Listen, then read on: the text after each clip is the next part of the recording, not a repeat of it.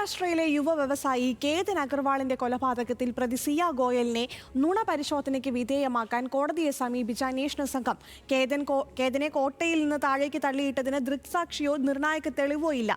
ആകെയുള്ളത് പ്രതിയുടെ മൊഴി മാത്രമാണെന്നും അതിനാൽ സിയയെ നുണ പരിശോധനയ്ക്ക് വിധേയമാക്കണമെന്നും അന്വേഷണ സംഘം കോടതിയിൽ അറിയിച്ചു.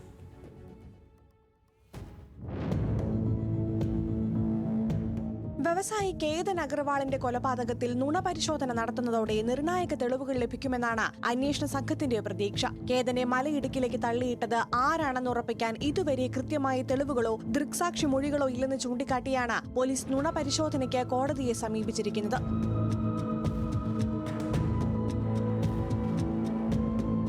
കേതനെ താനാണ് തള്ളിയിട്ട് കൊലപ്പെടുത്തിയതെന്ന സിയുടെ മൊഴി മാത്രമാണ് നിലവിൽ പോലീസിന്റെ മുന്നിലുള്ളത്. എന്നാൽ ഇക്കാര്യം കോടതിക്ക് മുന്നിൽ തെളിയിക്കാനുള്ള മറ്റു തെളിവുകളില്ല. ഈ സാഹചര്യത്തിലാണ് കൂടുതൽ തെളിവുകൾ കണ്ടെത്താനായി നുണ പരിശോധന നടത്താനുള്ള നീക്കവുമായി പോലീസ് മുന്നോട്ട് പോകുന്നത്.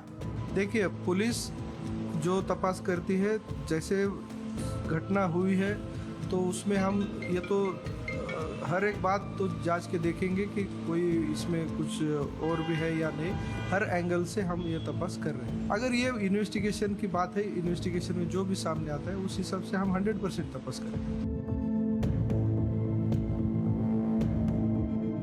കേസിൽ സിയ ഗോയലിന്റെയും കാമുകനായ ചേതൻ ചൌധരിയുടെയും മൊഴികൾ രേഖപ്പെടുത്തിയിട്ടുണ്ടെങ്കിലും ഇനിയുള്ള അന്വേഷണത്തിന് നുണ പരിശോധന ആവശ്യമാണെന്നാണ് പോലീസിന്റെ നിലപാട്. കേസന്വേഷണത്തിൽ പരിമിതമായ തെളിവുകൾ മാത്രമുള്ള സാഹചര്യത്തിലാണ് പോലീസ് നുണ പരിശോധന നടത്താറുള്ളത്. എന്നാൽ നുണ പരിശോധനാ ഫലം പ്രധാന തെളിവായി കോടതി അംഗീകരിക്കാറില്ല. മറിച്ച് അന്വേഷണത്തിൽ കൂടുതൽ വിവരങ്ങളും തെളിവുകളും കണ്ടെത്താനായാണ് പോലീസ് നുണ പരിശോധനയെ ആശ്രയിക്കുന്നത്.